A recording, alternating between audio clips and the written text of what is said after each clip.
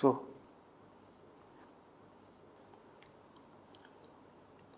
all that happens, why do you write that down? Why do you give it importance by registering it? So many things happen.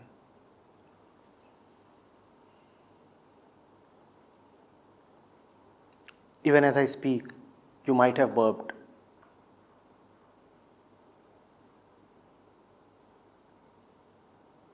Somebody might have had hiccups. Would you write that down? Is that significant? All of these are hiccups of the mind, just waves.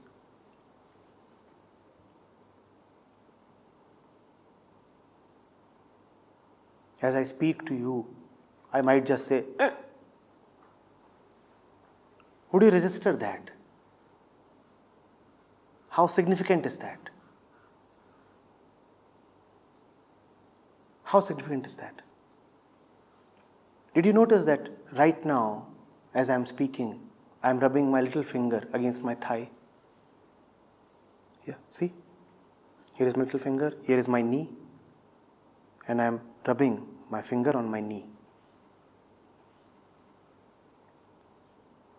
How important is that?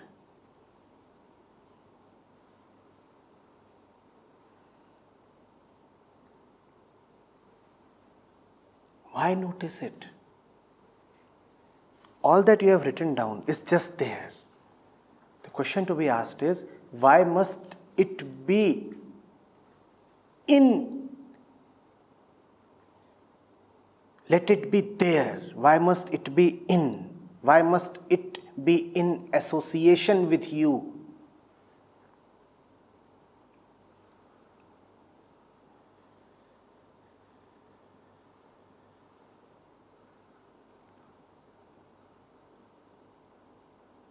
Keep looking at me and tell me, what is the level of ink in your pen? The same pen that you used to write down your notes. What is the level of the ink in your pen? I think it's full. It's full. It's not full. But does it matter? Does it really matter? And it is the same pen with which you are writing.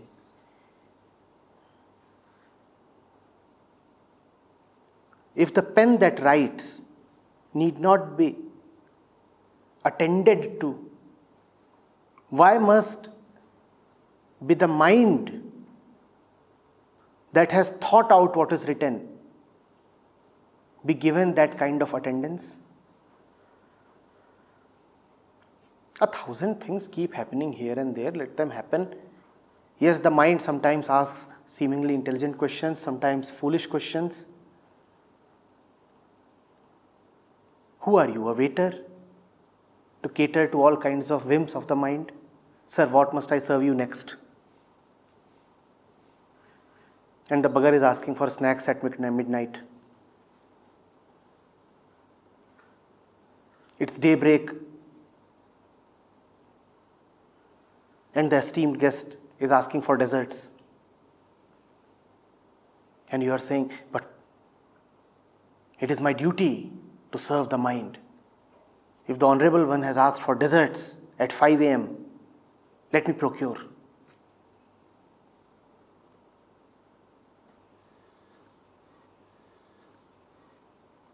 This is just a very small snapshot. If you could be shown everything that passes through your mind the entire day, you would go mad. You would go mad upon knowing how mad you are. And you would be embarrassed and ashamed. There is nobody here who, if shown what all passes through his mind the entire day, would not feel astonished and ashamed. And I'm not talking of the moral kind of shame.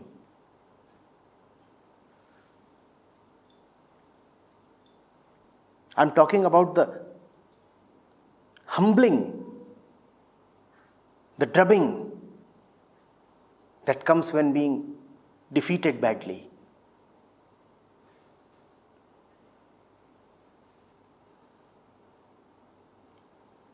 You cannot win the mind. You cannot cater to the mind. You cannot control the mind.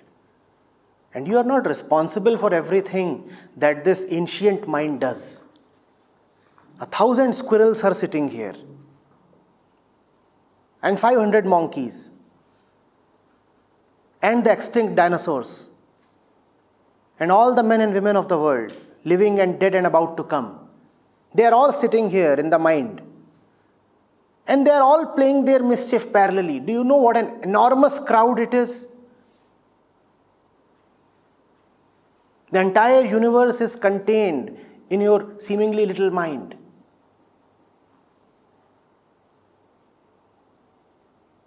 And they are all raising a huge uproar. They are all together in their noise. It's a strange chorus. And you want to note that down? Do you know how much you dream?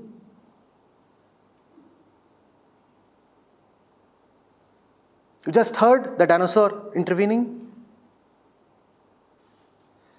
And you thought that dinosaurs were extinct? They are alive, see?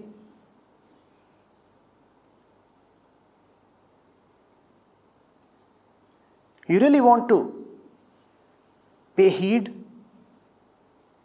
Let them do their mischief. You follow your dharma. You be with the real one. And what is the real one? You need not know. All that you need to know is you are not all that which keeps bubbling in your mind.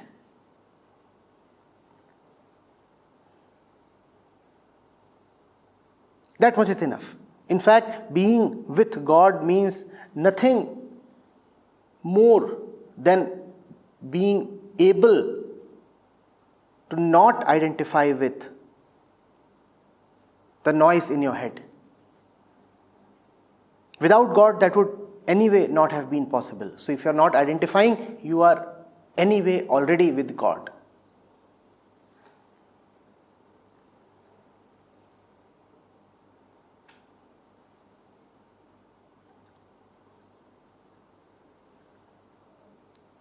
There is no secret here, sir. There are only complexities. And you get nothing by solving these complexities. It's an endless maze. You can feel a little emboldened. You can feel a little upright. You can feel a bit of an achiever. If you solve a portion of this huge puzzle, the puzzle can be solved. At times you may feel that you have put a lid to the mind.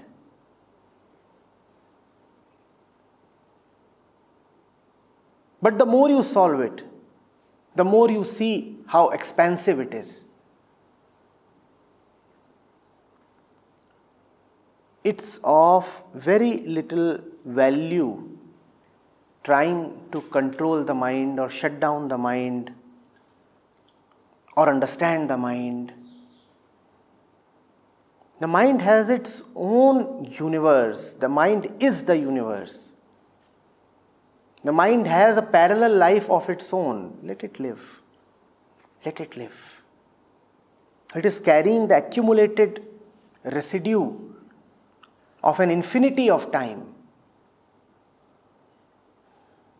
All of that has to run its course. You have to allow all of that to burn itself out. And while that is burning itself out, cleaning itself up in the natural course, you stay a little aloof.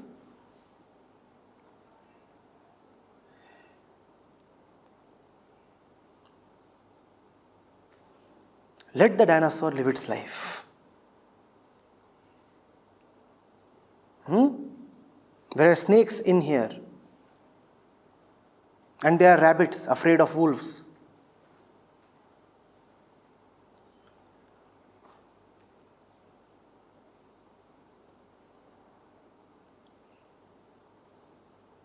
There are world wars being fought here.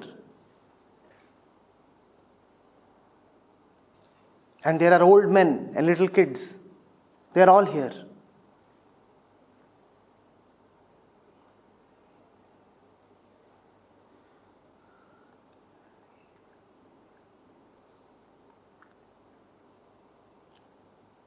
And because they are old men, sometimes they will come up with very wise suggestions. You listen to what they have to say and smile, and then walk past them.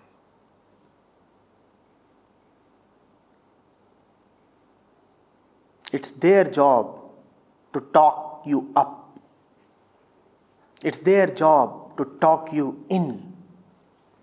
And it's your job to just keep flowing silently.